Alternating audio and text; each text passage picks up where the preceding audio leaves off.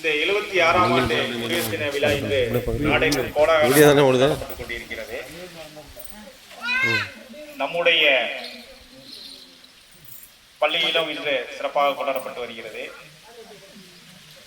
இந்த குடியரசு தின விழாவில் தன்னம்பிக்கை பற்றி ஒரு சின்ன ஒரு கதை.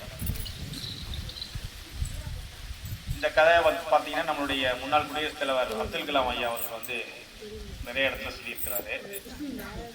இந்த தன்னம்பிக்கை விடாமுயற்சி அப்படின்னு பார்த்தோம்னா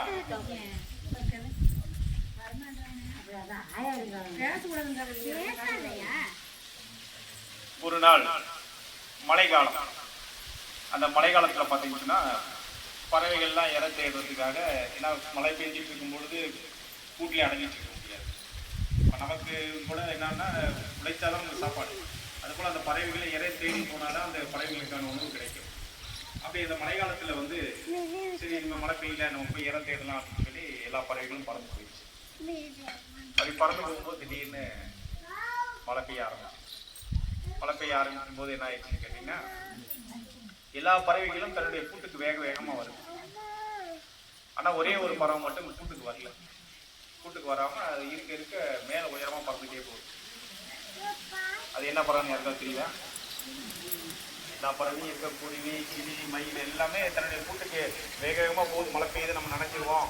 நம்மளால நனைஞ்சிச்சுன்னா நனைஞ்சிச்சுன்னா நம்மளால மேலே என்ன பண்ண முடியாது, பறக்க முடியாது. ஆனால் ஒரே ஒரு பறவை மட்டும் நனைஞ்சாலும் பரவாயில்ல, நம்ம இன்னும் மேலே மேலே பறந்து போகணும் அப்படின்னு சொல்லி பறந்துகிட்டே இருக்கு. அந்த பறவை தான் கழுகு. அந்த பறவை என்ன பண்ணுது, மேலும் மேலும் தன்னுடைய விடாமுயற்சினாலையும் தன்னம்பிக்கையினாலும் மேலே மேலே பறந்து போயிட்டே இருக்கு.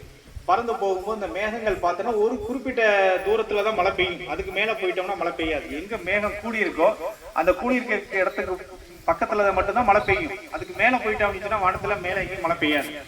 அப்ப இந்த கழுகு மேலே போனோன்னே மேலே எல்லாத்தையும் கீழே பார்த்துச்சான். நான் முயற்சி எடுத்த காரணத்தினால இப்ப நான் மழையில நனையாம மேலே இருக்கக்கூடிய இறையை தேடிக்கிட்டு இருக்கேன். நீங்க முயற்சி எடுக்காதனால எல்லாரும் என்ன பண்ணீங்க, பயந்து போய் எல்லாத்தையும் தன்னுடைய கூட்டத்தை தேடி தேடி எங்க வீடு இருக்குன்னு தேடி ஓடி போய் பயந்து ஒழிச்சுக்கிட்டோம். அப்ப இற கிடைக்கிறதும் தடைப்பட்டு போச்சு. அப்ப இந்த கழுகு ஒண்ணு முயற்சி எடுத்து என்ன பண்ணிருச்சு, நனையாம ஒரு இடத்துக்கு சேஃபாவும் போயிடுச்சு. தனக்கு மேல போய் தனக்கு தேவையான இறையும் தானே தேடிக்கிட்டு இருக்கு. அது போல நம்மளுடைய வாழ்க்கையிலையும் எவ்வளவு பிரச்சனைகள் வந்தாலும் சரி அதுக்கு ஒரு முற்றுப்புள்ளி இருக்கு. அந்த பிரச்சனைகளை சாமர்த்தியமா எவ்வளவு சாதுத்தியமா அதை முறியடிக்க முடியுமோ முறியடிச்சு அதை முயற்சி செஞ்சுட்டு இருந்தோம் நம்ம வாழ்க்கையில என்ன பண்ணலாம், வெற்றி பெற முடியும். இது நம்மளுடைய அப்துல் கலாம் ஐயா அவர்கள் கூறிய ஒரு சின்ன கதை. அதனால இந்த குடியரசு தின நாள்ல நம்மிடம் இருக்கக்கூடிய தன்னம்பிக்கையும் விடாமுயற்சியும் என்னைக்கு என்ன பண்ணக்கூடாது, விட்டு போயிடக்கூடாது.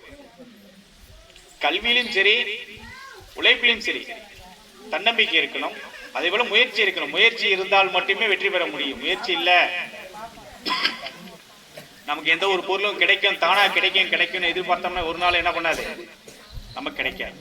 அதான் நமக்கு முயற்சி கண்டிப்பா தேவை.